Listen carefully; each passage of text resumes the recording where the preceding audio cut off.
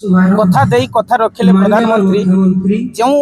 आगुरी जो विजु स्वास्थ्य कार्ड थिला केवल सेटा ओडिसा रे किंतु एई जे आयुष्मान कार्ड सारा भारत वर्ष रे सबु हॉस्पिटल एवं सबु प्राइवेट हॉस्पिटल गरीब लोक एवं साधारण लोक उपकृत हेबे जेटा कि आम नरेंद्र मोदी स्वप्न थिला जे बहुत आगुरी जे आयुष्मान कार्ड लागू करिवे सेटा से माने निर्वाचन परे से आयुष्मान कार्ड लागू करजंती एवं आमे सेति पई बहुत खुशी तो ए कार्ड बहुत उपयोगी कोन पई ना सही कार्ड केवल ओडिसा रे ही थिला किंतु ए जे आयुष्मान कार्ड सारा भारत वर्ष रे लागू हैला तार बापा जदि ओडिसा रे थिबो पुओ जदि गुजरात रे हैदराबाद रे थिबो जदि कोनोसी देह खराब हैला से प्रत्येक हॉस्पिटल रो 5 रु 10 लाख टंका पर्यंत उपकृत हेबे।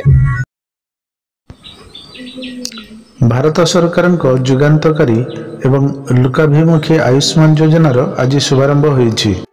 एही आयुष्मान योजना भोगराई ब्लॉक रे 9टी स्वास्थ्य केन्द्र रे बेस उत्साहर सह शुभारंभ हो जाइछि। शुभारंभर प्रथम पर्यायर 9टी स्वास्थ्य केन्द्र में 225टी स्वास्थ्य कार्ड बंटन होता बेले परवर्ती पर्यायर समस्त को स्वास्थ्य कार्ड मिलिबो बोली कहुଯାଇଛି। एही अवसर में दहमुंडा स्वास्थ्य केन्द्र में समस्त सीआरपी अंगनवाड़ी कर्मी आशाकर्मी सहित ग्रामांचल शताधिक महिला माँ मैंने जोगदे शुभारंभ को साफल्यमंडित करते।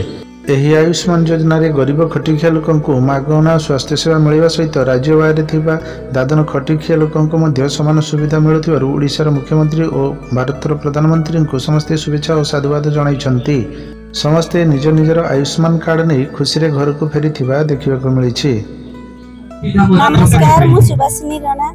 आगरु जो कार्ड थिला विजु स्वास्थ्य कार्ड सिटा ओडिसा रे जानिला किंतु एबे जो कार्ड दिया जाउछि आयुष्मान कार्ड सिटा सारा भारत वर्ष पाई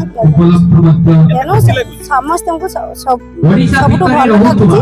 तो समस्त भल रे पाई सेवा केंद्र राज्य के कोटि परिवार एबे उपकृत सब परिवार सदस्य कार्ड पाए योग्य 3.5 कोटी लोक एबे उपकृत स्वास्थ्य कार्ड सुविधा पाए बेनिफिट 3.5 कोटी लोक सरे मायला जोड़ खींचा गजी किना खींचा